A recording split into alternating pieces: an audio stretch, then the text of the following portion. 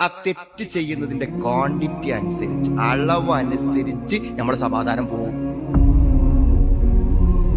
നമ്മുടെ സമാധാനം നമ്മൾ ഓരോരുത്തരും ചെയ്യുന്ന തെറ്റിന്റെ അളവ് അനുസരിച്ച്.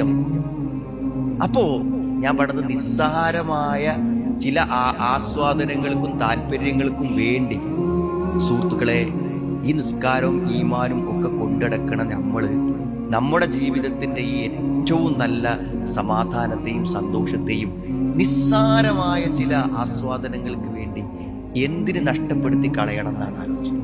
ഇതിന് വലിയൊരു പണിയൊന്നും വേണം കേട്ടോ. ഇപ്പൊ നിങ്ങൾ കള്ളുടിക്കുന്ന ആൾക്കാരാണോ അല്ലെങ്കിൽ വിഭജിക്കുന്ന ആൾക്കാരാണോ തോന്നിയാസം കാണിക്കുന്ന ആൾക്കാരാണോ ഞാൻ പറയുന്നില്ല. നമ്മൾ വെറുതെ സോഷ്യൽ മീഡിയ എടുത്തിട്ട് ഇങ്ങനെ ആരും വൈഫും കുട്ടികളൊന്നും ഇല്ലാത്ത സമയത്ത് ഇങ്ങനെ എടുത്തിട്ട് നമ്മൾ ഫേസ്ബുക്കോ ഇതൊങ്ങനെ തുറന്നിട്ട് ഇങ്ങനെ നോക്കിയാൽ മതി.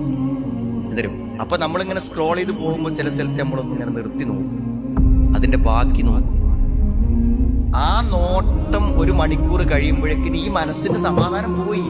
കാരണം എന്തരും ധാരാളം അനാവശ്യമായ ചിന്തകളെയും പ്രചോദനങ്ങളെയും വെറുതെ ഇല്ലാത്തതിന് നമ്മുടെ മനസ്സിന്റെ ഉള്ളിലേക്ക് നമ്മൾ വലിച്ചിട്ട് ഉള്ള സ്വൈരം നമ്മൾ കളയാണ് ചെയ്യുന്നത്. അതാണ് നമുക്ക് സംഭവിക്കുന്നത്. അവിടെ തരും വെറുതെ നമ്മൾക്ക് ഇത് ഉണ്ട് എന്ന് കാര്യമില്ല. നമ്മളിപ്പോ ഇതൊക്കെ ആൾക്കാരാണ്. ഇത് അനുഭവത്തിലുണ്ടോ അവനെ ഹിദായത്തും നിർഭയത്തും ഉള്ളൂ എന്നല്ല പറയാണ്. അല്ലാത്തവരുണ്ട് ഞാൻ അങ്ങനെയാണ് ഈമാനാന്ന് ഒന്നും പറഞ്ഞൊന്നും ഒരു കാര്യമില്ല. നിങ്ങൾക്ക് അങ്ങനെ തോന്നുന്നുണ്ട്? ഒരു പേടിയില്ലാത്ത ഒരു ആസ്വാദനം. എത്ര തന്നെ പ്രശ്നങ്ങൾ ജീവിതത്തിലുണ്ടെങ്കിലും ഒരു സമാധാനം മനസ്സ് അതൊന്നും നമ്മളെ ബാധിക്കാതെ വളരെ സ്വൈര സ്വസ്ഥതയിൽ ഇങ്ങനെ പോകാൻ പറ്റുന്നുണ്ടോ? ഉണ്ടെങ്കിൽ കറക്റ്റ് റൂട്ടിലാണ്.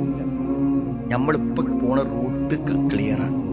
അല്ലാന്നുണ്ടെങ്കിൽ നമ്മൾ വെറുതെ വാദിച്ചിട്ടും പറഞ്ഞിട്ടും ന്യായീകരിച്ചിട്ടും ഒന്നും കാര്യമില്ല. നമ്മൾ റൂട്ടിലല്ല.